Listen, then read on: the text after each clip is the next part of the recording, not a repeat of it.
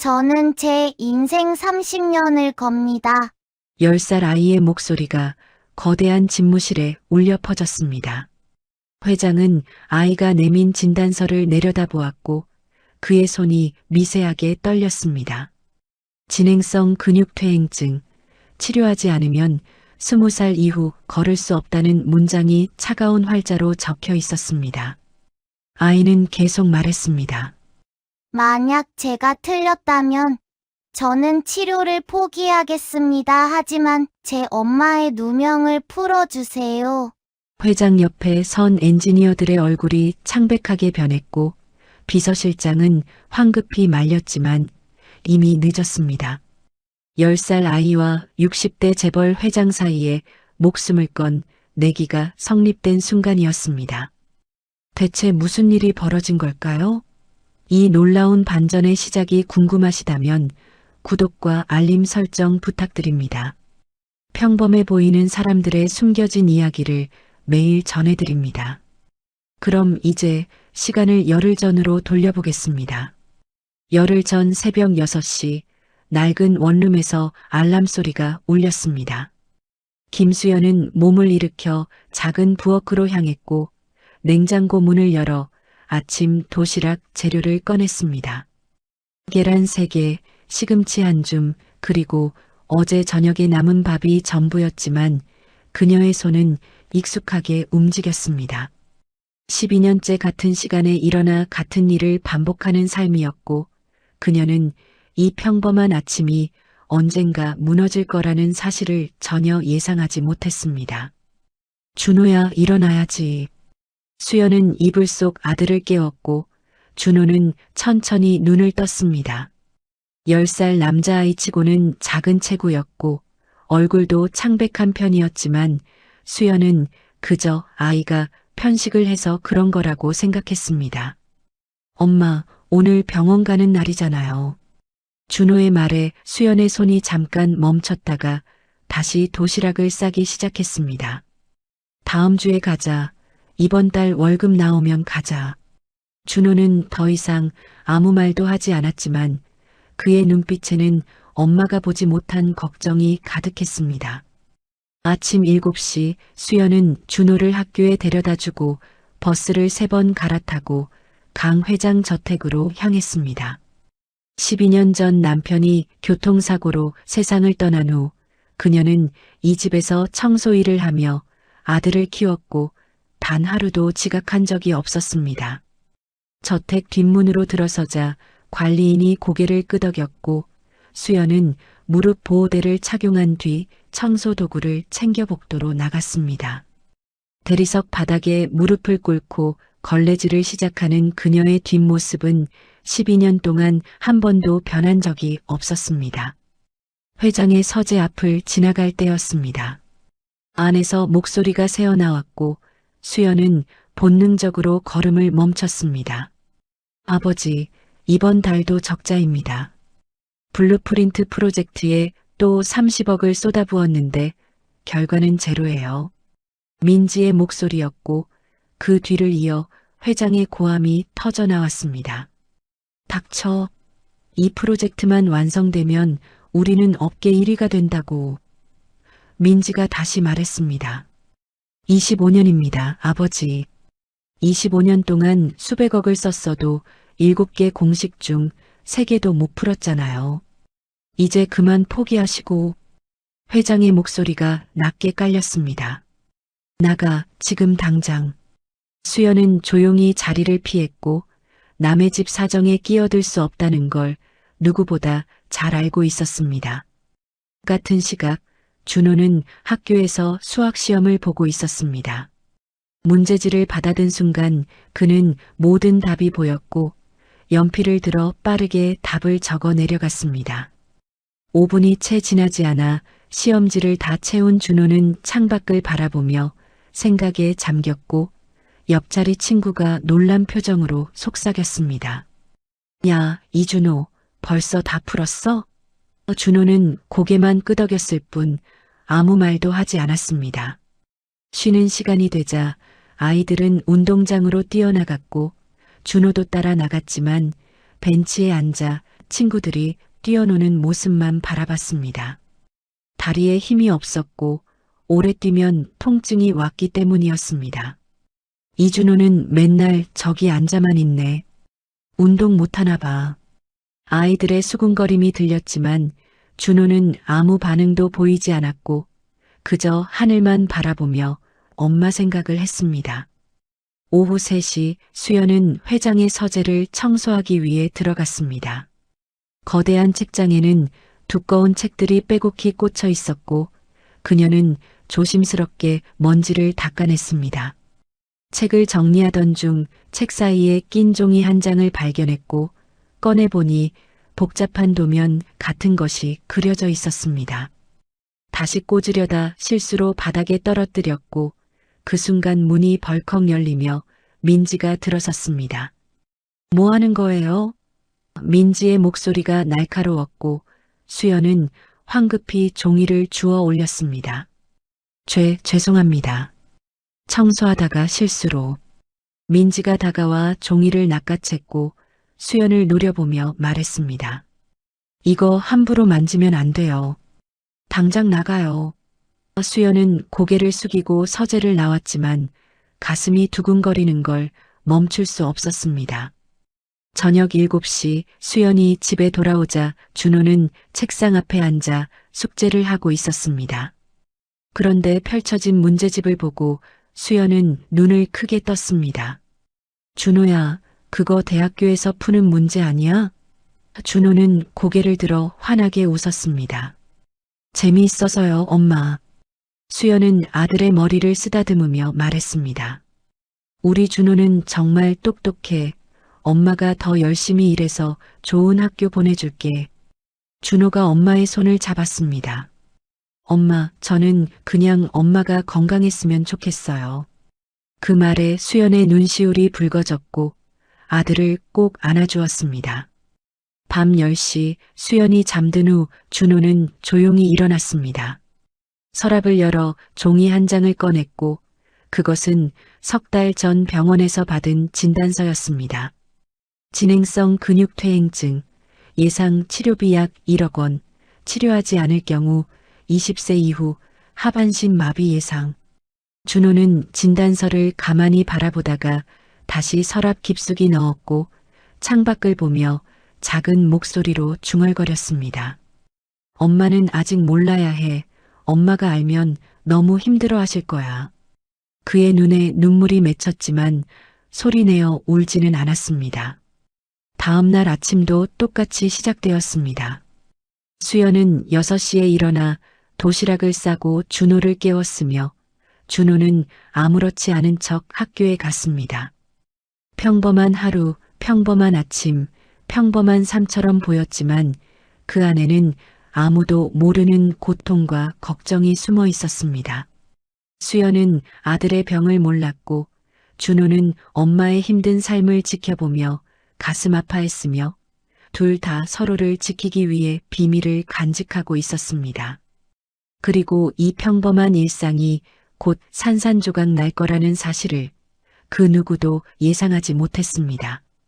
다음 날 아침 강 회장 저택이 발칵 뒤집혔습니다. USB가 없어. 블루프린트 USB가 사라졌어. 회장의 고함 소리가 저택 전체를 울렸고 집사와 경비들이 황급히 달려왔습니다. 박준혁 비서실장이 급히 회장실로 들어서며 물었습니다. 회장님, 무슨 일이십니까? 회장은 금고 문을 열어젖히며 소리쳤습니다. 25년간의 연구자료가 담긴 USB야. 어제 분명 여기 넣어뒀는데 사라졌단 말이야. 그 USB에는 블루프린트 프로젝트의 모든 것이 들어있었고 완성된 3개의 공식과 나머지 4개 공식의 단서들 그리고 수백억 원어치의 연구 데이터가 고스란히 담겨 있었습니다. 박 비서실장의 얼굴이 굳어졌고 그는 침착하게 물었습니다. 금고 비밀번호를 아는 사람은 누구입니까? 회장이 손가락을 꼽으며 대답했습니다. 나 민지. 그리고 그의 말이 멈췄고 박 비서가 조용히 말을 이었습니다. 어제 서재 청소를 한 가정부가 있습니다. 회장의 눈빛이 차갑게 변했습니다. 김수연. 그 이름이 입 밖으로 나오는 순간 12년간 한결같이 일해온 한 여자의 운명이 바뀌기 시작했습니다. 1시간 후 수연은 관리실로 불려왔습니다. 평소처럼 청소를 하던 중이었고 그녀는 무슨 일인지도 모른 채 들어갔습니다. 박 비서실장과 회장, 그리고 민지가 차가운 표정으로 그녀를 바라보고 있었습니다. 어제 서재에서 무엇을 했습니까? 박 비서의 목소리는 평소와 달리 냉랭했고 수연은 고개를 숙이며 대답했습니다. 청소했습니다. 책장을 닦다가 실수로 종이를 떨어뜨렸고 이사님께 혼이 났습니다. 박 비서가 한 발짝 다가섰습니다. 그때 금고를 봤습니까? 수연은 고개를 저었습니다. 금고요? 아니요. 저는 금고가 어디 있는지도 몰라요. 그때 민지가 끼어들었고 그녀의 목소리는 확신에 차 있었습니다. 거짓말이에요. 저 사람 어제 금고 근처에서 뭔가 만지작거리는 걸 제가 똑똑히 봤어요. 수연의 얼굴이 창백하게 변했고 그녀는 고개를 흔들며 말했습니다. 아닙니다. 저는 정말 아무것도. 하지만 박 비서는 이미 결정을 내린 듯 말했습니다. 가방을 검사하겠습니다. 수연의 가방이 테이블 위에 쏟아졌고 낡은 지갑과 도시락통, 그리고 무릎 보호대만 나왔습니다. USB는 없었습니다. 회장이 낮은 목소리로 말했습니다. 집도 수색해야겠군. 수연의 다리에 힘이 풀렸고 그녀는 간신히 목소리를 짜냈습니다. 회장님, 저는 정말 아무것도 하지 않았습니다. 12년 동안 이 집에서 일하면서 단 한 번도. 하지만 회장은 이미 등을 돌린 상태였습니다. 오후 2시 경찰이 수연의 원룸에 들이닥쳤습니다. 학교에서 돌아온 준호는 집 앞에 세워진 경찰차를 보고 가슴이 철렁 내려앉았고 계단을 뛰어 올라가 문을 열었습니다. 엄마. 준호의 외침과 함께 그가 본 것은 경찰들이 집안을 뒤지고 있는 모습이었고 엄마는 구석에 앉아 눈물을 흘리고 있었습니다. 준호야, 엄마는 아무것도 안 했어. 정말 아무것도. 수연의 목소리는 떨렸고 준호는 달려가 엄마를 꼭 안았습니다. 경찰 한 명이 책상 서랍을 열었고 그 안에서 병원 진단서와 통장이 나왔습니다. 여기 뭡니까? 경찰이 통장을 펼쳐보자 표지에 준호 수술비라고 적혀 있었고 잔액은 300만 원이 조금 넘었습니다. 1억 원이 필요하다. 충분한 동기가 있네요. 경찰의 말에 수연이 고개를 저었습니다. 아닙니다. 그건 제 아들 병원비지. 저는 절대 훔치지 않았어요. 하지만 USB는 발견되지 않았습니다. 집 어디에도 가방 어디에도 없었지만 경찰은 이미 마음을 정한 듯 했습니다. 일단 서에 동행하시죠. 수연이 일어서자 준호가 엄마의 팔을 붙잡았고 그의 목소리는 떨렸습니다. 엄마, 우리 엄마는 안 그랬어요. 경찰 아저씨, 우리 엄마는 절대 그런 사람이 아니에요. 경찰이 난처한 표정으로 말했습니다. 애는 이웃집에 맡기고. 준호가 소리쳤습니다. 싫어요. 저도 갈래요. 결국 준호는 엄마와 함께 경찰차에 올라탔고 이웃 사람들이 창문 너머로 수군거리는 모습이 보였습니다. 경찰서 조사실은 좁고 답답했습니다. 수연은 6시간 동안 같은 질문을 반복해서 들었고 형사는 집요하게 파고들었습니다. 왜 1억 원이 필요했습니까? 아들 수술비입니다. 그래서 USB를 훔쳐서 경쟁사에 팔려고 했죠? 아닙니다. 저는 그런 적 없어요. 하지만 증거가 없었습니다. 결백을 증명할 방법도 없었고 정황상 수연이 가장 유력한 용의자였습니다. 밖에서 기다리던 준호는 차가운 의자에 앉아 떨고 있었고 한 형사가 다가와 그의 어깨를 두드렸습니다. 애야, 집에 가 있어. 엄마는. 준호가 고개를 들었고 그의 눈에는 눈물이 가득했습니다. 우리 엄마 안 그랬어요. 형사가 한숨을 쉬었습니다. 증거가 없으면 우리도 어쩔 수 없단다. 그 순간 준호의 머릿속에 무언가가 스쳐 지나갔고 그는 주먹을 꽉 쥐었습니다. 밤 10시 수연은 일단 귀가 조치되었습니다. 하지만 경찰은 경고했습니다. USB가 발견되거나 추가 증거가 나오면 구속영장 청구합니다. 절대 도주하지 마세요.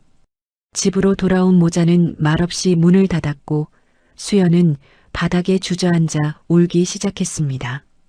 준호야, 미안해. 엄마가 이러면 안 되는데. 준호는 엄마를 꼭 안아주었고 그의 목소리는 평소보다 단호했습니다. 엄마, 괜찮아요. 제가 뭔가 방법을 찾을게요. 수연이 아들의 얼굴을 바라보며 말했습니다. 준호야, 넌 아직 어려서 몰라. 이건 엄마가 해결해야 할 문제야. 준호가 엄마의 손을 잡았습니다. 엄마, 저를 믿어주세요. 그날 밤 준호는 잠들지 않았습니다. 엄마가 깊은 잠에 빠진 후 그는 조용히 일어나 노트북을 켰고 검색창에 단어들을 입력하기 시작했습니다. 테크노메카닉스 그룹, 강철민 회장, 블루프린트 프로젝트. 수십 개의 기사가 쏟아져 나왔고 준호는 하나하나 읽어내려갔습니다. 25년째 미완성 프로젝트, 회사 매각 위기, 강철민 회장, 수백억 투자했지만 실패, 7개 핵심 공식 중 3개만 완성. 준호는 더 깊이 파고들었고 학술 논문 사이트와 공학 포럼, 특허 데이터베이스까지 뒤졌습니다. 그의 눈은 점점 빛나기 시작했고 손은 마우스를 빠르게 움직였습니다. 새벽 3시 준호는 노트를 펼치고 수식을 쓰기 시작했습니다. 열역학 방정식, 유체역학 공식, 재료공학 이론들이 줄줄이 적혔고 그의 손은 멈추지 않았습니다. 새벽 5시 첫 번째 공식의 실마리가 보였고 준호는 숨을 죽이며 계산을 이어갔습니다. 새벽 6시 엄마가 깨어나기 직전 준호는 노트를 덮었고 그의 눈에는 결심이 담겨 있었습니다. 엄마, 제가 지켜드릴게요. 꼭요. 그는 조용히 중얼거렸고 창밖으로 해가 떠오르기 시작했습니다. 12년 동안 무릎 꿇고 청소하며 자신을 키운 엄마를 10살 아이가 지켜내야 할 순간이 다가오고 있었습니다. 이틀 후 아침 7시 강 회장 저택 정문 앞에 작은 그림자 하나가 서 있었습니다. 준호였습니다. 그는 낡은 가방을 메고 정문을 바라보며 꼿꼿이 서 있었고 경비가 다가와 물었습니다. 여기서 뭐하니? 준호는 고개를 들어 경비를 바라보며 대답했습니다. 회장님을 만나러 왔어요. 경비가 헛웃음을 터뜨렸습니다. 회장님을? 애가 무슨 회장님을 만나? 썩 꺼져. 준호는 물러서지 않았고 오히려 한 발짝 더 다가서며 말했습니다. 저는 회장님이 25년간 풀지 못한 문제를 풀었어요. 경비는 배를 잡고 웃기 시작했습니다. 하하, 애가 미쳤나? 가거라, 안 가면 경찰 부른다. 하지만 준호는 그 자리에 그대로 서 있었고 움직이지 않았습니다. 오전 10시가 되었지만 준호는 여전히 정문 앞에 서 있었습니다. 출근하는 직원들이 그를 보며 수군거렸고 저 애 아까부터 저기 있는데? 정신 나간 것 같아 그냥 내버려둬 같은 말들이 들렸지만 준호는 신경 쓰지 않았습니다. 정오가 되자 뜨거운 햇빛이 내리쬐었고 준호의 이마에 땀이 흘러내렸지만 그는 자리를 지켰습니다. 오후 3시 경비가 물 한 병을 가져다 주며 말했습니다. 애야, 집에 가. 회장님은 너 같은 애 안 만나셔. 준호는 물을 받아 마시며 고개를 저었습니다. 괜찮아요. 저는 기다릴 수 있어요. 경비는 한숨을 쉬며 돌아갔고 준호는 다시 정문을 바라보며 섰습니다. 저녁 7시 날이 어두워지기 시작했습니다. 준호의 다리가 후들거렸고 병 때문에 오래 서 있는 것이 힘들었지만 그는 무릎을 꿇지 않았습니다. 밤 10시 준호는 정문 옆 벤치에 앉았고 경비가 담요를 가져다 덮어주었습니다. 애야, 진짜 집에 가. 엄마가 걱정하시겠다. 준호가 담요를 감싸주며 말했습니다. 엄마를 위해서 하는 거예요. 경비는 더 이상 아무 말도 하지 못했고 그저 고개를 저으며 돌아갔습니다. 준호는 벤치에 누워 하늘을 바라봤고 별들이 반짝이는 밤하늘 아래에서 엄마 생각을 했습니다. 엄마, 조금만 기다려요. 제가 꼭 엄마를 지켜드릴게요. 다음 날 아침, 준호는 여전히 정문 앞에 있었습니다. 이틀째였습니다. 오전 9시, 박준혁 비서실장이 출근하다가 준호를 보고 멈춰 섰습니다. 이 애 어제부터 여기 있었나? 경비가 고개를 끄덕였습니다. 네, 비서실장님. 밤새 벤치에서 자고 계속 회장님을 만나겠다고 하는데 박 비서는 준호에게 다가갔고 가까이서 보니 아이의 얼굴은 창백했고 입술은 바짝 말라 있었습니다. 애야, 무슨 일이니? 준호가 고개를 들었고 그의 눈에는 눈물이 글썽였습니다. 저는 엄마를 지키고 싶어요. 박 비서의 표정이 굳어졌습니다. 엄마, 준호가 작은 목소리로 대답했습니다. 김수연, 청소하시던 분이요. 제 엄마예요. 박 비서는 잠시 말을 잃었고 그는 아이의 눈을 바라보며 물었습니다. 그래서 여기 온 거야? 준호가 고개를 끄덕이며 가방에서 노트 한 권을 꺼냈습니다. 회장님이 25년간 풀지 못한 블루프린트 프로젝트. 제가 풀 수 있어요. 박 비서는 웃음이 나올 뻔했지만 참았고 그는 진지하게 말했습니다. 애야, 그건 세계 최고의 엔지니어들도 못 푼 문제야. 넌 아직. 준호가 노트를 펼쳐 보였습니다. 저는 이미 4개를 풀었어요. 노트에는 빼곡하게 수식들이 적혀 있었고 박 비서는 그것을 받아들고 눈을 크게 떴습니다. 그는 공학을 전공하지 않았지만 그 수식들이 보통이 아니라는 것을 느낄 수 있었습니다. 이게 뭐지? 준호가 간절한 눈빛으로 말했습니다. 회장님께 보여주세요. 제발이요. 박 비서는 망설였지만 아이의 눈빛에는 무언가 특별한 것이 있었습니다.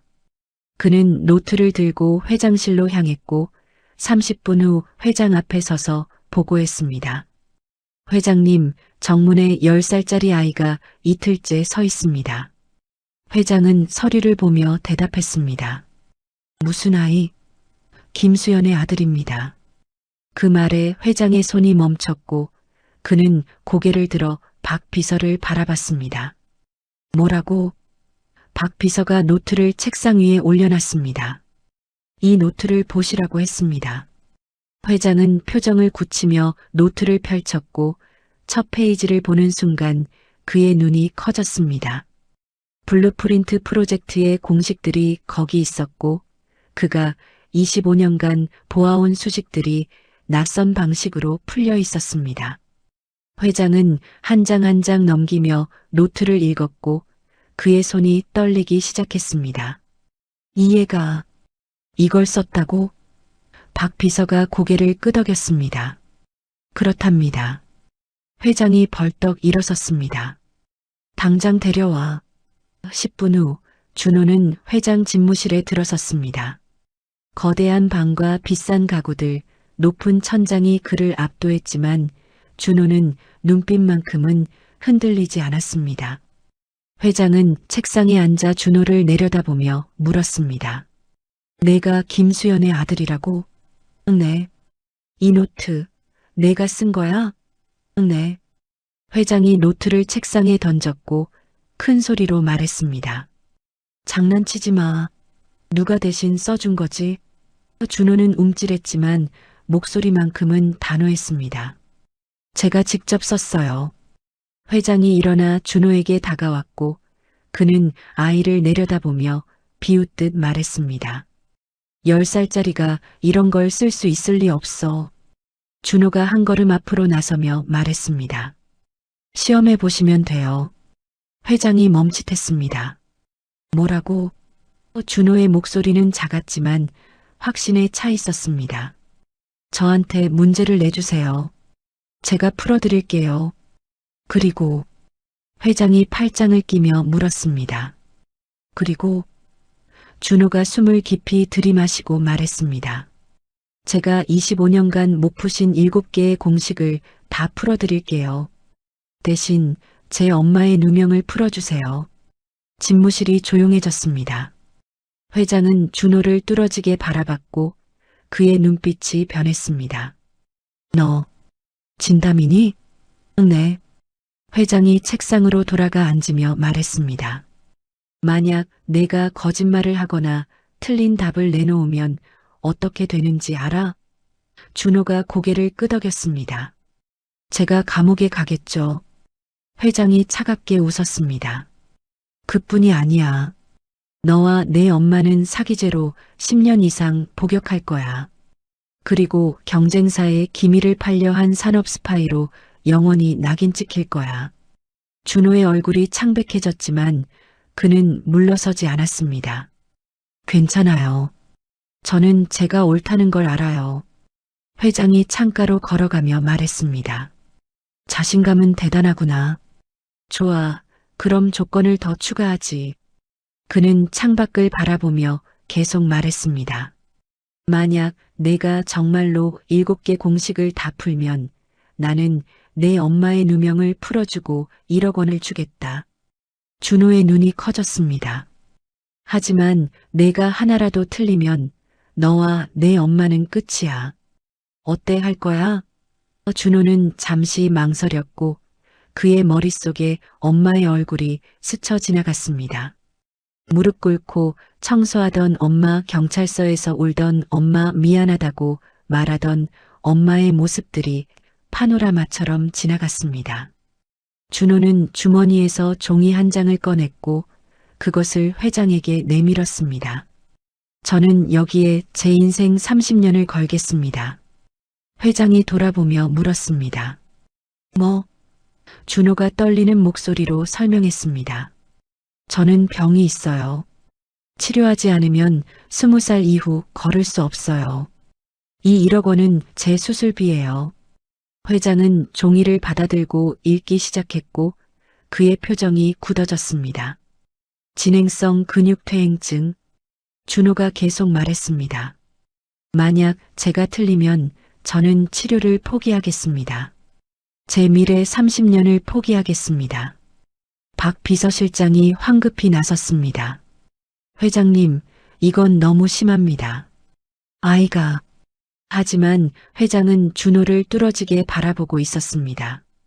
이 아이의 눈빛에는 거짓이 없었고 광기도 없었으며 오직 엄마를 향한 사랑만 가득했습니다. 회장은 천천히 손을 내밀었고 낮은 목소리로 말했습니다. 좋아, 내기는 성립됐다.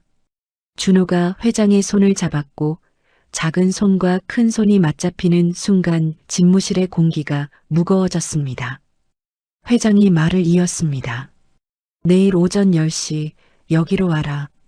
우리 회사 최고의 엔지니어들 앞에서 증명해봐. 준호가 고개를 끄덕였습니다. 네. 준호가 집무실을 나가자 문이 닫혔고 회장은 박 비서를 바라보며 물었습니다. 저 아이, 진짜일까? 박 비서가 대답했습니다. 모르겠습니다. 하지만 저 눈빛은 거짓말을 하는 눈이 아닙니다. 회장이 창밖을 바라보며 중얼거렸습니다. 25년. 정말 끝날 수 있을까? 다음 날 오전 10시 준호는 다시 회장 집무실에 들어섰습니다. 이번에는 회장뿐 아니라 5명의 사람들이 더 있었고 그들의 눈빛은 하나같이 차가웠습니다. 최진수 수석 엔지니어와 4명의 박사급 연구원들이었고 그들은 15년 동안 블루프린트 프로젝트에 매달려온 사람들이었습니다. 최 엔지니어가 준호를 위아래로 훑어보며 비웃듯 말했습니다. 회장님, 농담이시죠? 10살짜리가 블루프린트를 푼다고요? 회장이 팔짱을 낀 채 대답했습니다. 시험해보자는 거야. 최 엔지니어가 한숨을 쉬며 준호에게 다가왔고 그는 고개를 숙여 아이와 눈높이를 맞추며 물었습니다.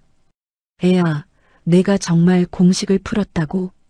준호는 고개를 끄덕였고 그의 목소리는 작았지만 확신에 차 있었습니다. 네. 최 엔지니어가 웃음을 터뜨렸습니다. 하하, 우리가 15년 동안 못 푼 걸 10살짜리가? 이건 시간 낭비야, 회장님. 준호가 조용히 말했습니다. 그럼 시험해 보세요. 최 엔지니어의 웃음이 멈췄고 그의 얼굴에 짜증이 스쳤습니다. 좋아, 그럼 한번 해보자고. 넌 10분도 못 버틸 거야. 회장이 손을 들어 제지하며 말했습니다. 최 엔지니어, 4번째 공식부터 시작하게. 그게 가장 기초적이니까. 최 엔지니어가 고개를 끄덕이며 거대한 칠판 앞으로 걸어갔습니다. 칠판에 복잡한 방정식이 적히기 시작했고 최 엔지니어는 분필을 빠르게 움직이며 설명했습니다. 블루프린트 프로젝트의 4번째 공식, 하이브리드 엔진의 열효율을 계산하는 공식이야. 우리는 이 공식의 마지막 단계에서 막혔어. 열손실 계수를 구할 수가 없었거든. 칠판이 방정식으로 가득 채워졌고 그 복잡함에 준호를 제외한 모든 사람들이 긴장한 표정을 지었습니다. 최 엔지니어가 분필을 내려놓으며 말했습니다. 이 X값을 구해봐. 전 세계 물리학자 5명이 도전했지만 전부 실패했어. 내가 할 수 있겠어? 준호는 칠판을 바라보며 천천히 다가갔고 분필을 집어들었습니다. 주변 사람들이 웃음을 참으려 애쓰는 모습이 보였습니다. 어린아이가 분필을 든 모습이 그들 눈에는 우스꽝스러워 보였고 한 연구원이 옆 사람에게 속삭였습니다. 저거 봐, 손도 떨려. 얼마나 버틸까? 하지만 준호가 칠판에 첫 번째 수식을 쓰기 시작하자 분위기가 변하기 시작했습니다. 휙, 휙, 휙. 준호의 손이 빠르게 움직였고 미분 방정식이 줄줄이 적혔으며 적분 기호가 나타났다가 변수 치환이 이루어졌습니다. 한 연구원이 중얼거렸습니다. 잠깐, 저 방법은. 최 엔지니어의 눈이 커졌고 그는 무의식적으로 한 걸음 앞으로 나섰습니다. 3분이 지나자 칠판의 왼쪽이 가득 채워졌고 준호는 멈추지 않고 오른쪽으로 넘어갔습니다. 5분이 지나자 오른쪽도 수식으로 빼곡해졌으며 7번째 준호는 마지막 계산을 마치고 숫자를 적었습니다. X는 0.847입니다. 준호가 분필을 내려놓자 집무실이 조용해졌고 아무도 말을 하지 않았습니다. 최 엔지니어가 계산기를 집어들어 숫자를 두드리기 시작했고 한 연구원은 노트북을 열어 검증 프로그램을 실행했습니다. 10초가 지났고 20초가 지났으며 30초가 지나자 연구원의 목소리가 떨렸습니다. 이건 맞습니다. 회장이 자리에서 벌떡 일어섰습니다. 뭐라고? 연구원이 노트북 화면을 돌려 보이며 말했습니다. 정말 맞아요, 회장님. 15년 동안 못 푼 4번째 공식을. 최 엔지니어가 칠판으로 달려가 수식들을 하나하나 확인하기 시작했고 그의 손가락이 칠판을 따라 움직이며 떨렸습니다. 이 방법은 우리가 시도하지 않은 접근이야. 연력학 제2법칙을 역으로 적용했어. 그리고 여기 이 변수 치환은. 최 엔지니어의 얼굴이 창백해졌고 그는 뒤로 물러서며 중얼거렸습니다. 이게 어떻게 가능하지? 회장이 준호에게 다가왔고 그의 목소리에는 믿을 수 없다는 감정이 가득했습니다. 자네가 정말 푼 거야? 하지만 최 엔지니어는 인정하고 싶지 않았고 그는 목소리를 높이며 말했습니다. 운이야. 그냥 운이었어. 준호가 조용히 그를 바라보며 말했습니다. 그럼 다음 문제 내보세요. 최 엔지니어가 돌아봤습니다. 뭐? 준호의 목소리는 여전히 차분했습니다. 5번째 공식도 풀어드릴게요. 최 엔지니어의 자존심이 무너지는 것 같았고 그는 이를 악물며 말했습니다. 좋아. 그럼 이건 어때? 그는 칠판을 지우고 새로운 공식을 적기 시작했으며 이번에는 더 복잡한 문제였습니다.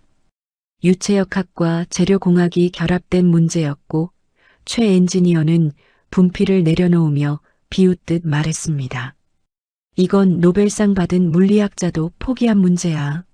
내가 풀 수 있을 것 같아?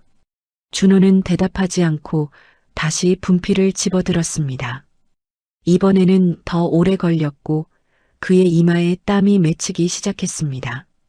5분, 7분, 10분이 지나자 준호의 손이 조금 느려졌지만 멈추지는 않았습니다.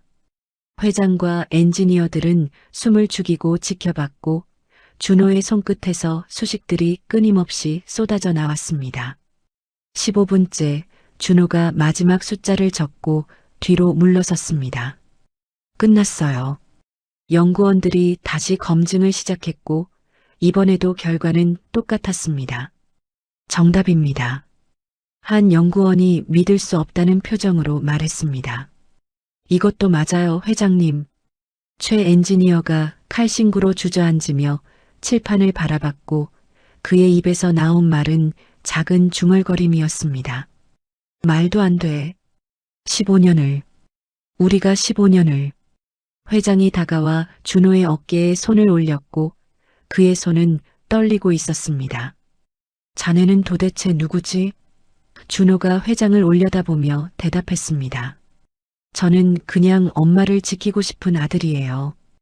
회장의 눈시울이 붉어졌고 그는 고개를 돌려 눈물을 감췄습니다. 박 비서실장이 물 한 잔을 가져왔고 준호에게 건네며 말했습니다. 좀 쉬었다 하는 게 어때? 하지만 준호는 고개를 저었습니다. 아니요, 계속할래요. 회장이 놀란 표정으로 물었습니다. 지금? 준호가 고개를 끄덕이며 말했습니다. 네, 나머지도 지금 풀고 싶어요. 한 번에 끝내고 싶어요. 회장이 준호의 얼굴을 자세히 봤고 아이는 피곤해 보였지만 눈빛만큼은 흔들림이 없었습니다. 왜 그렇게 서두르지? 준호의 목소리가 떨렸습니다. 제 엄마는 지금도 집에서 불안해하고 있어요. 빨리 끝내서 엄마를 안심시켜드리고 싶어요. 그 말에 회장은 잠시 말을 잃었고 박 비서를 바라봤습니다. 박 비서가 고개를 끄덕이자 회장이 말했습니다. 알았어, 계속하자. 최 엔지니어가 힘없이 일어서며 말했습니다. 회장님, 제가 6번째 공식을. 회장이 손을 들어 제지했습니다. 아니야, 이번엔 내가 직접 문제를 내겠어. 회장이 칠판 앞으로 걸어갔고 그는 분필을 들어 천천히 공식을 적기 시작했습니다. 6번째 공식, 이건 내가 20년 동안 가장 집착했던 문제야. 엔진의 진동을 최소화하는 공식인데 이 문제만 풀면 우리 엔진은 세계 최고가 될 수 있어. 회장의 목소리에는 간절함이 묻어났고 칠판에 적힌 공식은 이전 것들보다 훨씬 복잡했습니다. 준호는 칠판을 바라보며 숨을 깊이 들이마셨고 다시 분필을 집어들었습니다. 이번에는 20분이 걸렸고 준호의 다리가 후들거리기 시작했지만 그는 멈추지 않았습니다. 회장은 그 모습을 지켜보며 주먹을 꽉 쥐었고 25년 동안의 한이 이 순간에 달려있다는 걸 느꼈습니다. 준호가 마지막 계산을 마치고 분필을 내려놓았을 때 그의 얼굴은 땀으로 범벅이었습니다. 다 끝났어요. 준호의 목소리는 간신히 들릴 정도로 작았고 그의 다리가 휘청거렸습니다. 최 엔지니어가 황급히 달려가 준호를 붙잡았고 괜찮니? 라고 물었습니다. 준호는 고개를 끄덕였지만 그의 입술은 창백했습니다. 회장이 준호를 소파에 앉히고 물을 건넸으며 연구원들은 6번째 공식을 검증하기 시작했습니다. 5분이 지나자 연구원이 떨리는 목소리로 말했습니다. 회장님, 이것도 정답입니다. 회장이 무릎을 꿇었고 그는 칠판을 바라보며 눈물을 흘리기 시작했습니다. 드디어. 준호는 소파에 앉아 물을 마시며 숨을 고르고 있었습니다. 회장은 여전히 무릎을 꿇은 채 칠판을 바라보고 있었고 그의 어깨가 미세하게 떨리고 있었습니다. 박 비서실장이 조심스럽게 다가가 말했습니다. 회장님, 오늘은 여기까지 하시는 게. 하지만 회장이 손을 들어 제지했고 그는 천천히 일어나 준호에게 다가왔습니다. 자네, 오늘은 충분히 했어. 내일 다시 오게. 준호가 고개를 저었고 그의 목소리는 여전히 작았지만 단호했습니다. 아니요, 오늘 끝낼래요. 회장이 놀란 표정으로 물었습니다. 지금 자네 몸 상태가. 준호가 회장을 올려다보며 말했습니다. 제 엄마는 지금 이 순간에도 누명을 쓰고 있어요. 하루라도 빨리 끝내야 해요.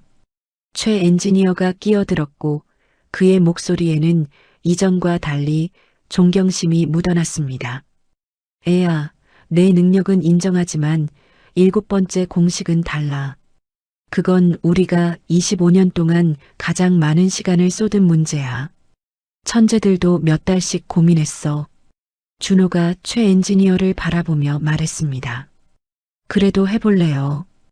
회장이 한숨을 쉬며 준호의 어깨를 두드렸습니다. 알겠네. 하지만 중간에 힘들면 언제든 말하게. 준호가 고개를 끄덕이고 일어섰으며 칠판 앞으로 걸어가는 그의 발걸음은 조금 흔들렸지만 멈추지 않았습니다. 회장이 분필을 집어들고 칠판에 공식을 적기 시작했고 그의 손도 떨리고 있었습니다. 7번째 공식, 이건 모든 공식의 핵심이야. 이 공식이 완성되지 않으면 나머지 6개도 무용지물이 돼. 회장의 목소리는 무겁게 가라앉았고 칠판에는 지금까지와는 차원이 다른 복잡한 수식이 채워지기 시작했습니다. 이 공식은 엔진의 효율, 진동, 열손실, 내구성을 모두 통합하는 최종 방정식이야. 우리는 25년 동안 수없이 시도했지만 한 번도 답에 가까이 가지 못했어. 회장이 분필을 내려놓고 물러섰으며 칠판은 온통 검은 글씨로 뒤덮여 있었습니다. 준호는 한참 동안 칠판을 바라보며 움직이지 않았고 그의 눈동자만이 빠르게 움직이며 수식들을 읽어내려갔습니다. 1분, 2분, 3분이 지났지만 준호는 여전히 서 있기만 했습니다. 최 엔지니어가 불안한 표정으로 속삭였습니다. 저 아이가 멈췄어. 역시 7번째는 무리였나? 하지만 박 비서가 손을 들어 제지했습니다. 아니야, 저 아이는 지금 생각하고 있어. 기다려보자고. 5분이 지나자 준호가 천천히 분필을 집어들었고 칠판에 첫 번째 수식을 적기 시작했습니다. 그의 손은 이전보다 느렸지만 정확했고 수식 하나하나가 마치 살아 움직이는 것처럼 칠판을 채워나갔습니다. 연구원 한 명이 노트북으로 준호가 쓰는 수식을 실시간으로 입력하기 시작했고 다른 연구원들도 각자의 전공 분야에서 검증을 준비했습니다. 10분이 지나자 준호는 칠판의 왼쪽 절반을 채웠고 20분이 지나자 오른쪽으로 넘어갔습니다. 회장은 의자에 앉아 두 손을 모으고 준호를 지켜보고 있었고 그의 입술은 파르르 떨리고 있었습니다. 25년 그가 인생의 절반을 쏟아부은 프로젝트가 지금 이 순간 완성될지도 모른다는 생각에 그는 숨조차 제대로 쉴 수 없었습니다. 30분이 지나자 준호의 이마에서 땀이 뚝뚝 떨어지기 시작했고 그의 손이 조금씩 느려졌습니다. 박 비서가 수건을 가져와 준호에게 건넸지만 준호는 받지 않고 계속 수식을 써내려갔습니다. 40분째 준호의 다리가 심하게 떨리기 시작했고 최 엔지니어가 의자를 가져오려 했지만 준호는 고개를 저었습니다.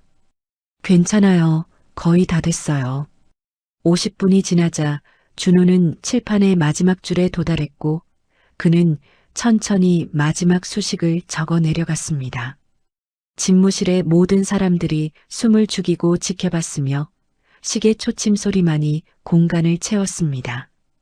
준호의 손이 마지막 숫자를 적었고 그는 분필을 내려놓으며 작은 목소리로 말했습니다. 다 끝났어요. 그 순간 준호의 다리에 힘이 풀렸고 그는 앞으로 쓰러지기 시작했습니다. 최 엔지니어가 재빠르게 달려가 준호를 받아냈고 애야 라고 외쳤습니다. 회장도 벌떡 일어나 달려왔으며 박 비서가 물을 가져왔습니다. 준호는 최 엔지니어의 팔에 안긴 채 가쁜 숨을 몰아쉬었고 그의 얼굴은 새하얗게 질려 있었습니다. 괜찮니?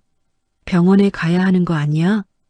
최 엔지니어의 목소리에는 진심 어린 걱정이 담겨 있었고 준호는 고개를 저으며 말했습니다. 괜찮아요. 그것보다 맞는지 확인해 주세요. 회장이 준호의 손을 꽉 잡으며 말했습니다. 자네는 충분히 했어. 이제 우리가 확인할 테니 쉬게.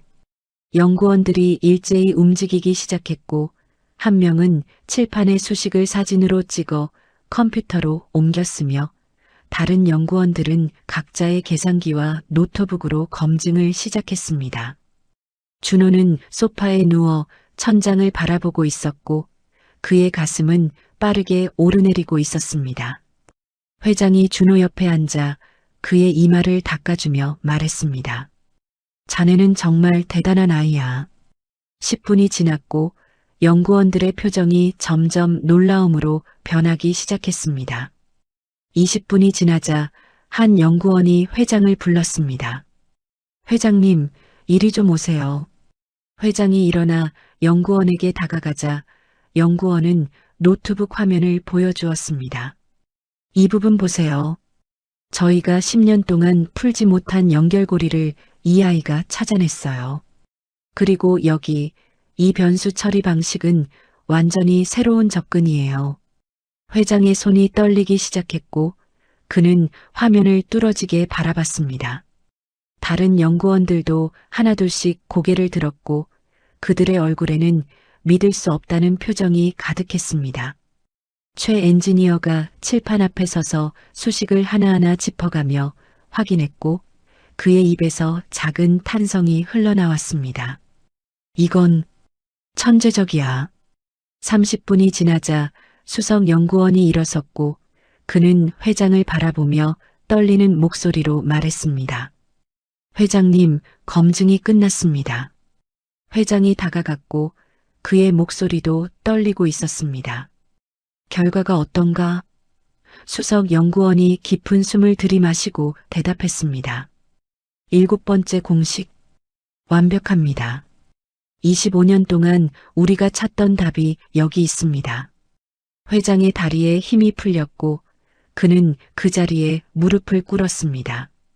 최 엔지니어가 황급히 달려와 회장을 붙잡으려 했지만 회장은 손을 저으며 그대로 무릎을 꿇은 채 칠판을 바라봤습니다. 25년이.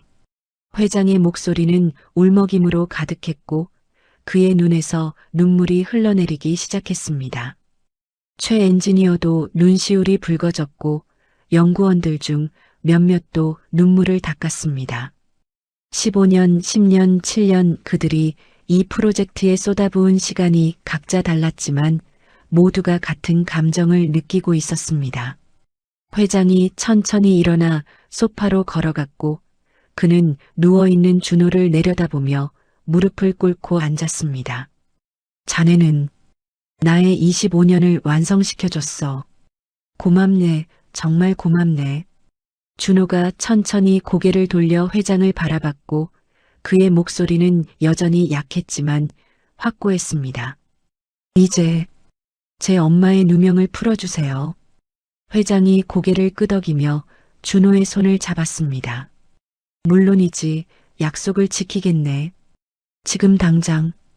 회장이 박 비서를 불렀고 박 비서가 다가오자 회장은 단호하게 말했습니다. 김수연 씨에게 전화하게. 그리고 경찰에도 연락해서 모든 혐의를 취하한다고 전하게. 박 비서가 고개를 끄덕이고 전화기를 꺼내려는 순간 집무실 문이 벌컥 열리며 민지가 들어섰습니다. 아버지, 무슨 일이에요? 직원들이 난리인데. 민지는 칠판을 보고 멈춰 섰고 그녀의 얼굴이 창백하게 변했습니다. 저게 설마. 회장이 일어서며 말했습니다. 그래, 블루프린트 프로젝트가 완성됐다. 이 아이가 해냈어. 민지의 시선이 소파에 누워있는 준호에게 향했고 그녀는 뒤로 한 걸음 물러섰습니다. 회장이 계속 말했습니다. 그리고 김수연 씨의 누명도 풀릴 거야. 당장. 민지의 얼굴에 당황한 기색이 스쳤고 그녀는 입술을 깨물며 말했습니다. 하지만 아버지, 증거도 없이 어떻게. 회장이 손을 들어 제지했습니다. 이 아이가 증명했어. 그의 능력을, 그의 진실함을, 그리고 그의 엄마가 무고하다는 것을. 민지는 아무 말도 하지 못했고 그녀는 준호를 마지막으로 한 번 더 바라본 후 집무실을 나갔습니다. 회장은 그녀의 뒷모습을 바라보며 한숨을 쉬었고 다시 준호에게로 시선을 돌렸습니다. 자네, 이제 집에 가서 쉬게. 내일 다시 만나자고. 준호가 고개를 끄덕였고 최 엔지니어와 박 비서가 준호를 일으켜 세웠습니다. 준호가 문을 향해 걸어가는 동안 집무실의 모든 사람들이 일어나 그에게 박수를 보냈고 그 박수 소리는 복도까지 울려 퍼졌습니다. 그날 밤 준호는 집에 돌아와 엄마에게 모든 것을 말했습니다. 수연은 아들의 이야기를 듣고 믿을 수 없다는 표정을 지었고 그녀는 준호를 꼭 안으며 울기 시작했습니다. 준호야, 내가 그런 위험한 일을. 엄마는 몰랐어. 준호가 엄마의 등을 토닥이며 말했습니다. 괜찮아요, 엄마. 이제 다 끝났어요. 하지만 수연은 여전히 불안했고 그녀는 준호의 손을 잡으며 물었습니다. 정말 회장님이 약속을 지킬까? 준호가 고개를 끄덕였습니다. 네, 회장님은 그런 분이에요. 그날 밤 모자는 오랜만에 평화로운 잠을 잤고 준호의 얼굴에는 작은 미소가 떠올라 있었습니다. 다음 날 아침 강 회장은 일찍 출근해서 박 비서를 불렀습니다. 김수연 씨를 오늘 당장 복직시키게. 그리고 경찰에 연락해서 모든 혐의를 철회한다고 공식적으로 통보하게. 박 비서가 고개를 끄덕이며 나가려는 순간 회장이 다시 불렀습니다. 그리고 민지를 내 방으로 보내게. 박 비서는 잠시 망설이다가 대답했습니다. 알겠습니다, 회장님. 30분 후 민지가 회장실 문을 두드리고 들어왔으며 그녀의 얼굴에는 긴장감이 역력했습니다. 아버지, 부르셨어요? 회장은 창밖을 바라보며 등을 돌린 채 말했습니다. 민지야, 나한테 할 말 없니? 민지가 당황한 표정으로 대답했습니다. 무슨 말씀이신지. 회장이 천천히 돌아서며 말했습니다. USB 말이다. 민지의 얼굴이 하얗게 변했고 그녀는 한 걸음 뒤로 물러섰습니다. 아버지, 그게. 회장이 책상에 기대며 팔짱을 꼈습니다.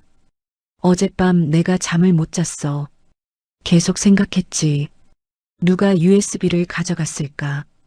그리고 왜 김수연 씨에게 누명을 씌웠을까? 민지는 입술을 깨물며 아무 말도 하지 못했고 회장이 계속 말했습니다. 내가 서재에 있었다고 했지? 김수연 씨가 금고 근처에서 뭔가 만지작거렸다고 내가 증언했어. 민지가 고개를 끄덕였지만 그녀의 손은 떨리고 있었습니다.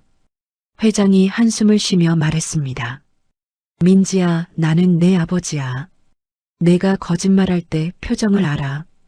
그 말에 민지의 눈에 눈물이 고이기 시작했습니다. 아버지. 민지의 목소리가 떨렸고 회장은 의자에 앉으며 말했습니다. 진실을 말해라. 지금이라도. 민지는 한참 동안 침묵했고 그녀의 어깨가 작게 떨리기 시작했습니다. 마침내 그녀가 입을 열었고 작은 목소리가 흘러나왔습니다. 제가 USB를 가져갔어요. 회장의 몸이 굳었고 그는 믿을 수 없다는 표정으로 딸을 바라봤습니다. 뭐라고? 민지가 눈물을 흘리며 계속 말했습니다. 저는 아버지께 인정받고 싶었어요. 하지만 아버지는 항상 그 프로젝트만 보셨어요. 저를 한 번도 제대로 봐주신 적이 없었죠. 회장이 일어서며 말했습니다. 그래서 USB를 훔쳤단 말이냐? 민지가 고개를 저으며 말했습니다. 훔친 게 아니에요. 저는 경쟁사에서 스카우트 제안을 받았어요. 그들이 블루프린트 자료를 보고 싶어 했고 저는 아버지를 떠나고 싶었어요. 회장의 얼굴에 충격이 스쳤고 그는 뒤로 물러서며 책상을 잡았습니다. 그래서 우리 회사의 기밀을 팔려고 했단 말이냐? 민지가 손을 내저으며 말했습니다. 아니에요. 저는 마지막 순간에 못했어요. 양심의 가책이 들어서. 그래서 USB를 다시 가지고 왔는데 아버지가 이미 발견하신 거예요. 그래서 급하게 김수연 씨를 지목했어요. 회장이 주먹을 쥐며 말했습니다. 그래서 무고한 사람에게 누명을 씌운 거야? 12년 동안 성실하게 일한 사람을.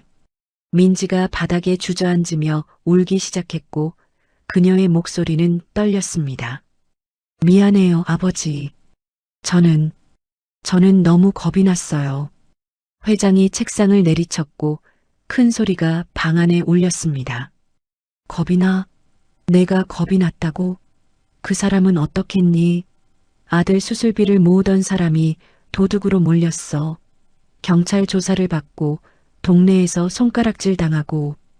민지는 더욱 심하게 울기 시작했고 회장은 창가로 걸어가 등을 돌렸습니다.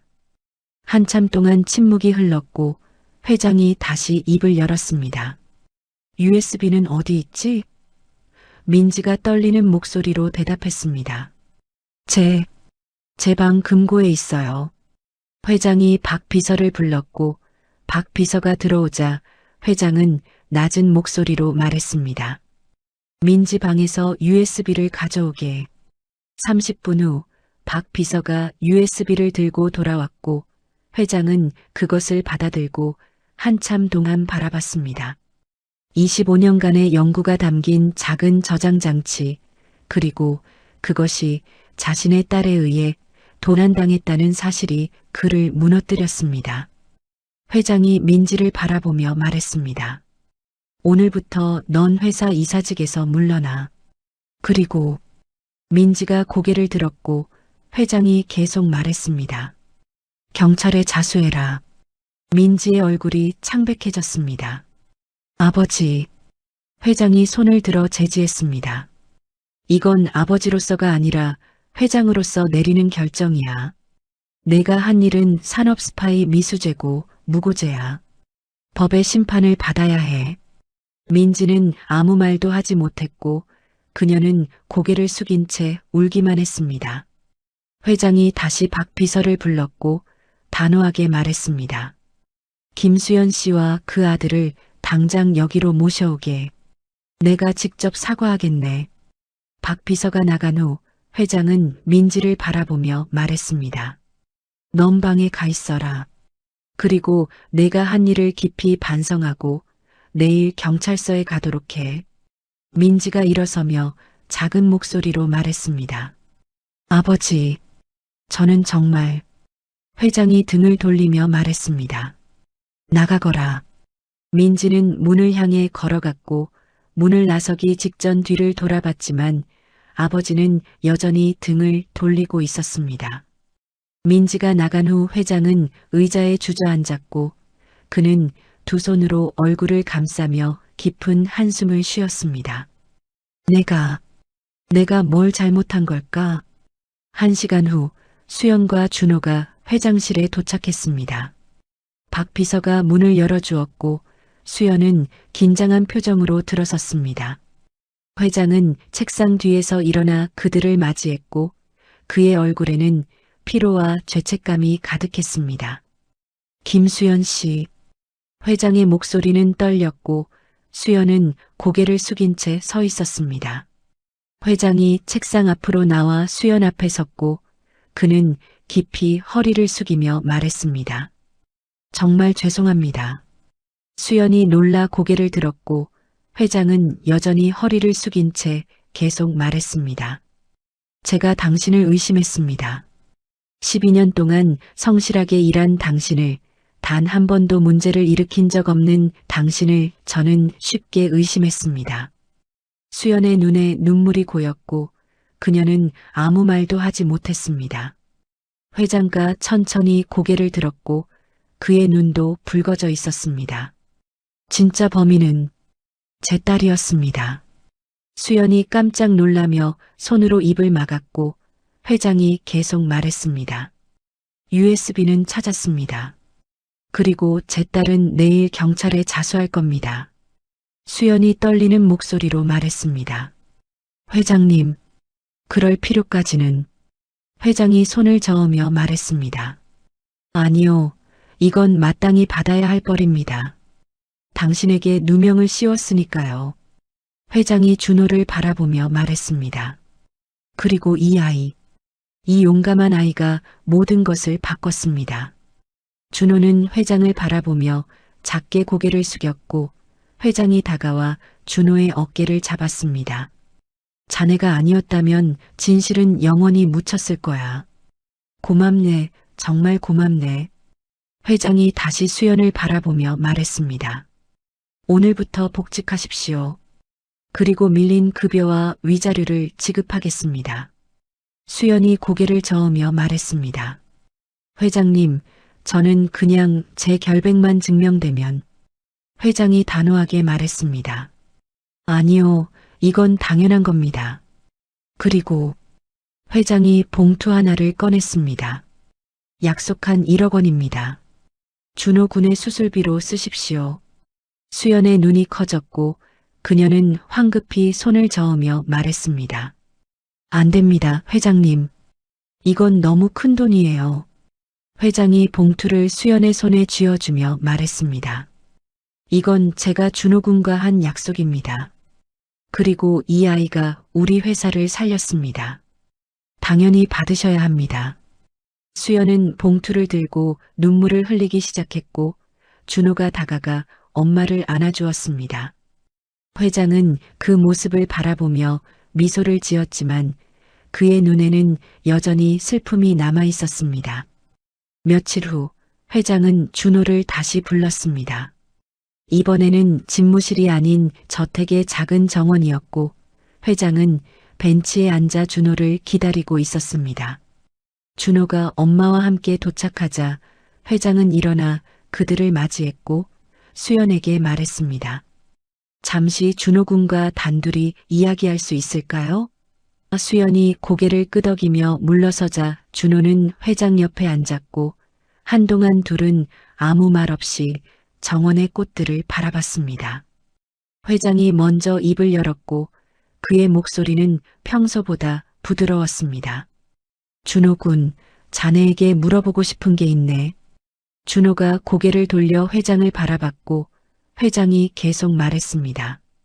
자네는 언제 공식을 다 풀었지? 준호는 잠시 망설이다가 대답했습니다. 사흘 전이요. 회장의 눈이 커졌고 그는 놀란 표정으로 물었습니다. 사흘 전? 그럼 내게 오기 전에 이미. 준호가 고개를 끄덕였습니다. 네, 저는 엄마가 경찰서에서 조사받던 날 밤부터 공식을 풀기 시작했어요. 그리고 이틀 만에 다 풀었어요.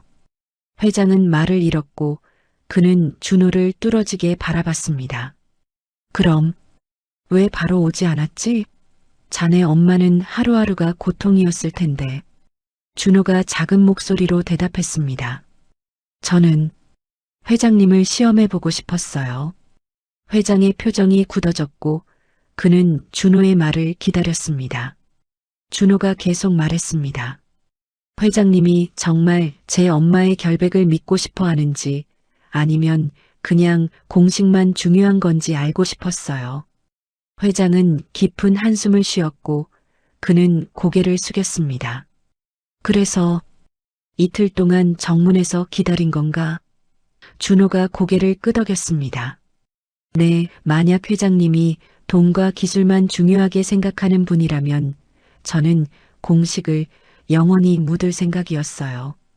회장이 깜짝 놀라며 물었습니다. 뭐라고?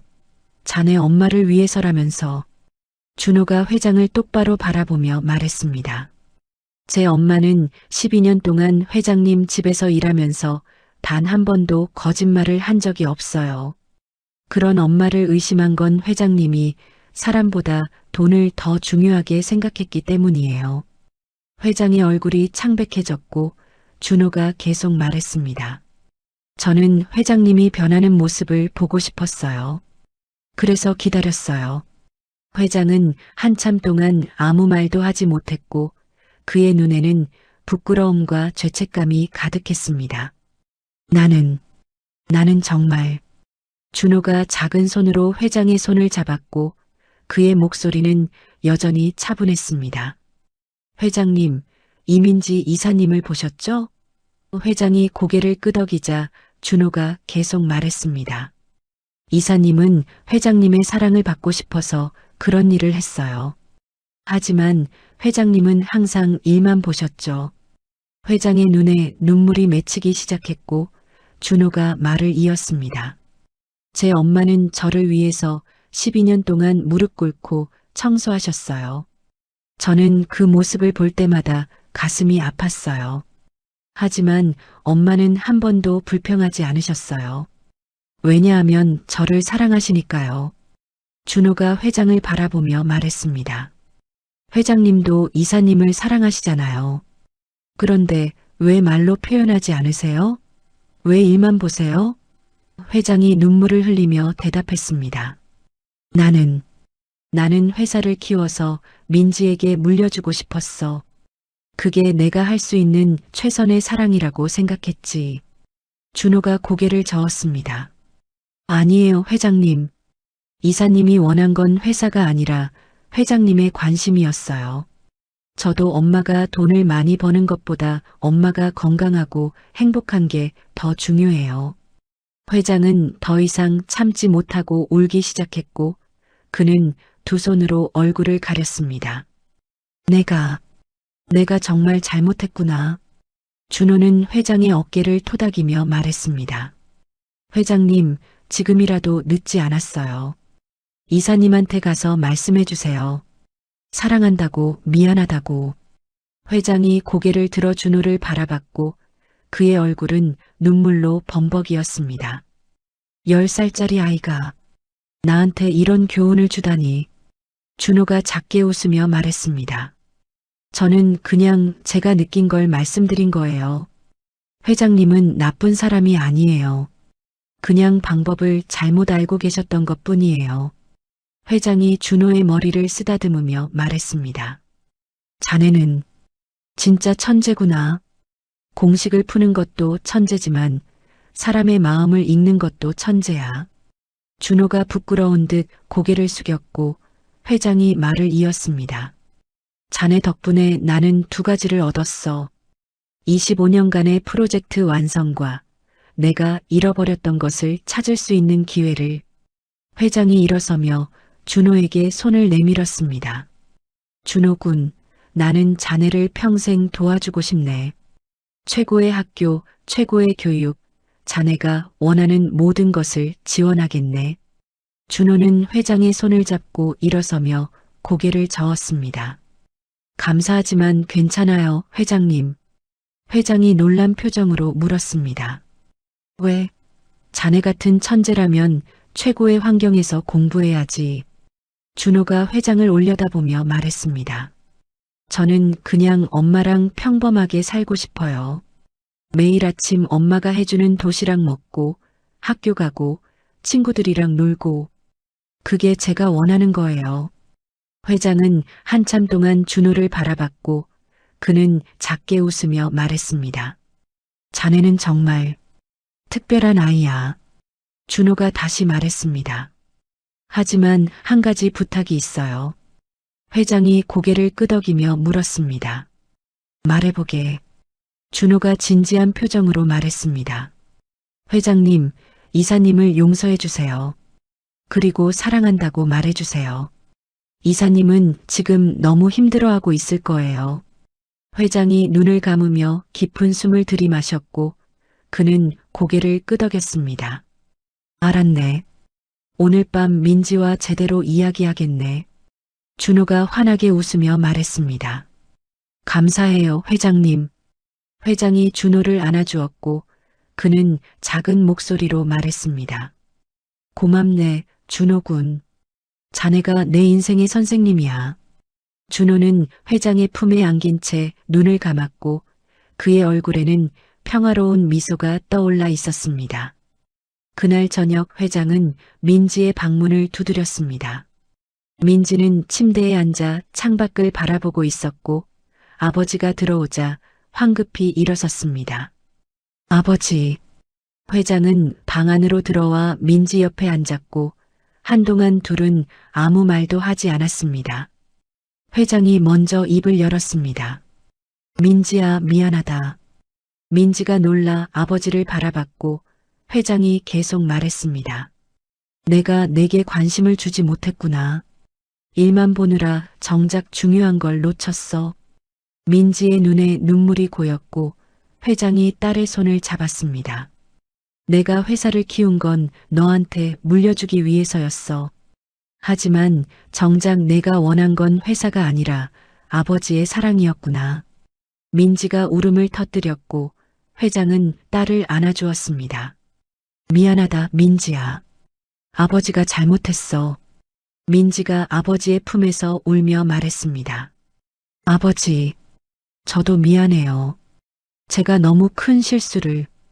회장이 딸의 등을 토닥이며 말했습니다. 내가 한 일은 잘못됐어. 그건 분명히 벌을 받아야 해. 하지만 그렇다고 내가 널 사랑하지 않는 건 아니야.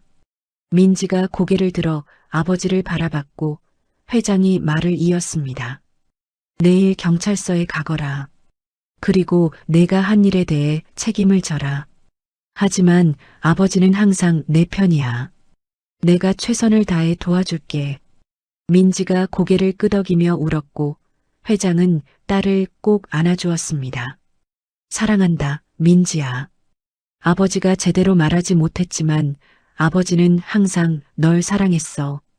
그날 밤 부녀는 오랜만에 함께 시간을 보냈고 회장은 그동안 놓쳤던 딸의 이야기를 들었습니다.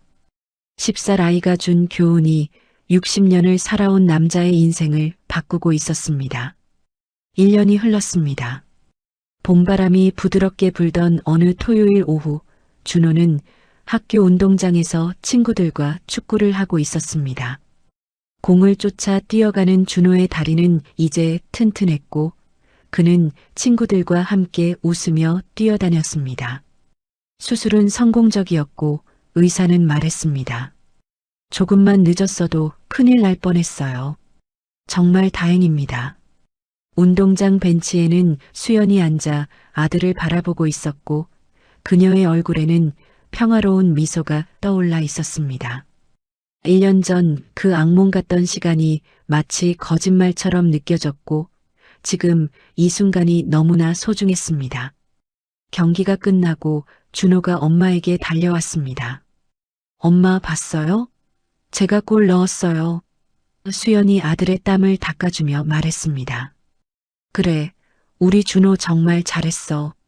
준호가 물을 마시며 물었습니다. 엄마, 오늘 저녁에 뭐 먹을 거예요? 수연이 웃으며 대답했습니다. 준호가 좋아하는 김치찌개 끓여줄게. 준호가 환하게 웃었고 이런 평범한 대화가 그들에게는 가장 큰 행복이었습니다. 수연은 더 이상 강 회장 저택에서 일하지 않았고 근처 작은 카페에서 매니저로 일하고 있었습니다. 회장이 더 좋은 일자리를 추천했지만 수연은 정중히 거절했고 그녀는 아들과 더 많은 시간을 보내고 싶었습니다. 같은 시각 테크노메카닉스 그룹 본사에서는 큰 행사가 열리고 있었습니다. 블루프린트 프로젝트로 개발된 신형 하이브리드 엔진의 공식 발표회였고 수백 명의 기자들과 투자자들이 몰려들었습니다. 강철민 회장이 단상에 올라 마이크 앞에 섰고 그의 얼굴에는 자신감과 함께 부드러움이 묻어났습니다. 여러분, 오늘 저희가 발표하는 이 엔진은 25년의 연구 끝에 탄생했습니다. 회장의 목소리는 안정적이었고 그는 화면에 띄워진 엔진 사진을 가리키며 말을 이었습니다. 이 프로젝트를 완성할 수 있었던 건 한 특별한 인물 덕분입니다. 하지만 그분의 요청으로 이름을 밝힐 수는 없습니다. 다만 말씀드릴 수 있는 건 그분은 우리 모두에게 중요한 교훈을 주셨다는 것입니다. 회장이 잠시 말을 멈추고 청중을 바라봤고 그는 진심을 담아 말했습니다. 사람이 기술보다 중요하다는 것, 가족이 사업보다 소중하다는 것을 배웠습니다. 기자들이 웅성거렸고 회장은 미소를 지으며 발표를 마쳤습니다. 행사가 끝난 후 회장은 집무실로 돌아왔고 민지가 문을 두드리고 들어왔습니다. 아버지, 발표 잘 보았어요. 민지의 목소리는 1년 전과 달리 차분했고 그녀의 눈빛에는 성숙함이 담겨 있었습니다. 민지는 6개월간의 사회봉사 명령을 받았고 매주 주말마다 지역아동센터에서 아이들을 가르치고 있었습니다. 처음에는 힘들었지만 이제는 그 시간이 그녀에게 가장 소중한 시간이 되었습니다. 회장이 딸에게 다가가 어깨를 두드리며 말했습니다. 오늘 저녁 같이 식사할까? 민지가 환하게 웃으며 고개를 끄덕였습니다. 좋아요, 아버지. 1년 전만 해도 이런 대화는 상상할 수 없었지만 이제는 일주일에 3번씩 함께 식사를 하고 있었습니다. 회장은 저녁 6시면 어김없이 퇴근했고 주말에는 민지와 함께 시간을 보냈습니다. 회사는 여전히 잘 돌아갔고 아니 오히려 더 잘 돌아갔습니다. 회장이 직원들에게 관심을 갖기 시작하면서 회사 분위기가 좋아졌고 이직률이 크게 줄었습니다. 박 비서실장은 회장의 변화를 지켜보며 종종 감탄했습니다. 10살 아이 하나가 이 큰 회사를 바꿔놓았어. 그날 저녁 회장은 서재에 앉아 편지를 쓰기 시작했습니다. 1년 동안 매달 한 번씩 준호에게 편지를 보냈지만 준호는 답장을 보내지 않았고 회장은 그것도 괜찮다고 생각했습니다. 준호는 평범한 삶을 원했고 회장은 그 선택을 존중했습니다. 하지만 오늘은 특별한 날이었고 1년이 되는 날이었습니다. 회장은 만년필을 들고 천천히 글씨를 써내려갔습니다. 준호 군에게 1년이 지났습니다. 자네가 우리 삶에 들어온 지 정확히 1년이 되는 날입니다. 이 1년 동안 나는 많은 것을 배웠습니다. 자네가 가르쳐준 교훈을 하루도 잊은 적이 없습니다. 회장의 손이 종이 위를 천천히 움직였고 그는 마음속 깊은 곳에서 우러나오는 말들을 적어 내려갔습니다. 블루프린트 프로젝트는 성공했고 우리 회사는 업계 1위가 되었습니다. 하지만 그것보다 더 중요한 것을 얻었습니다. 바로 내 딸과의 관계입니다. 민지는 이제 매일 저녁 나와 이야기를 나눕니다. 그 아이가 무엇을 좋아하는지, 무엇을 걱정하는지, 어떤 꿈을 꾸는지 이제야 알게 되었습니다. 62년을 살면서 가장 큰 후회는 너무 늦게 깨달았다는 것입니다. 회장은 잠시 펜을 멈추고 창밖을 바라봤고 별들이 빛나는 밤하늘이 보였습니다. 그는 다시 편지를 이어갔습니다. 자네는 나에게 물었습니다. 왜 말로 표현하지 않느냐고. 그 질문이 내 인생을 바꿨습니다. 이제 나는 매일 민지에게 말합니다. 사랑한다고, 자랑스럽다고, 고맙다고.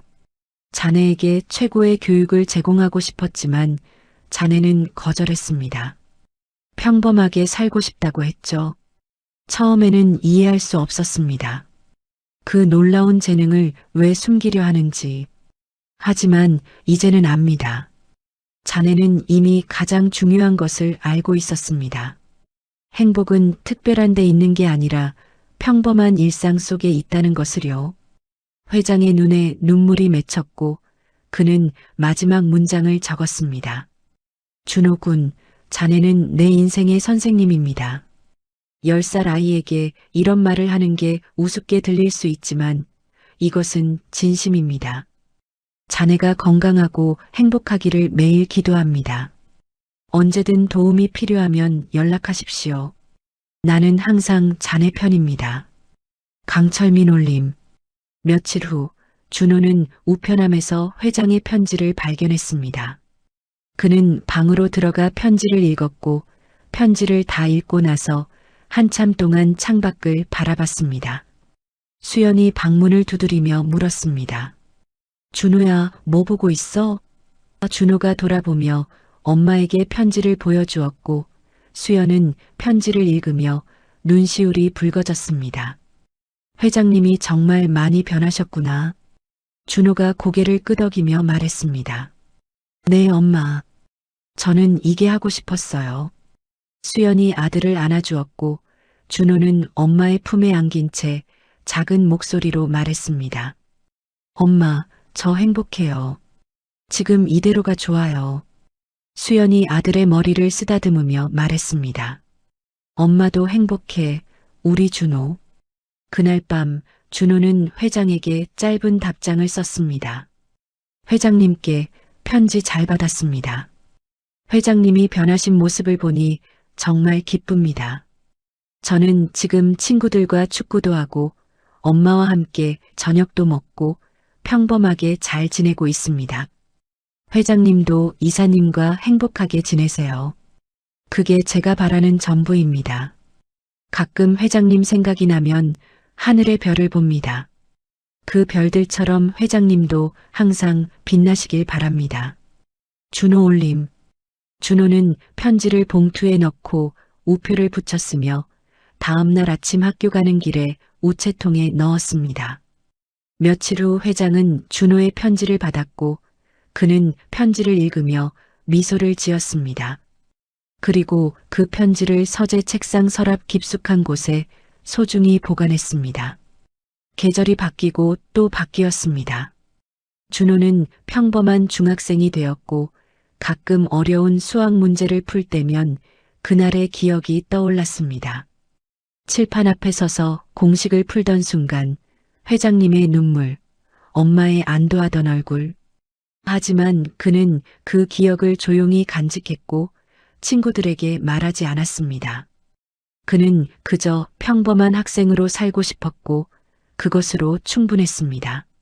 수연은 카페 매니저로 승진했고 작지만 안정적인 삶을 살고 있었습니다.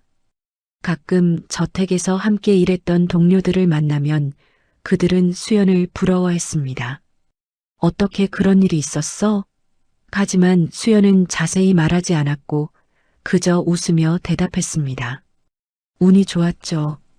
강철민 회장은 더 이상 회사에서 밤을 새우지 않았고 직원들에게 관심을 갖기 시작했으며 무엇보다 딸과의 시간을 가장 소중히 여겼습니다. 민지는 사회봉사를 마친 후에도 계속 아동센터에서 자원봉사를 했고 그녀는 그곳에서 진짜 보람을 느꼈습니다. 어느 날 민지가 아버지에게 말했습니다. 아버지, 저 회사 경영보다 교육 쪽 일을 하고 싶어요. 1년 전 같았으면 회장은 반대했겠지만 이제는 달랐습니다. 내가 원하는 대로 해라. 아버지는 내 선택을 지지한다.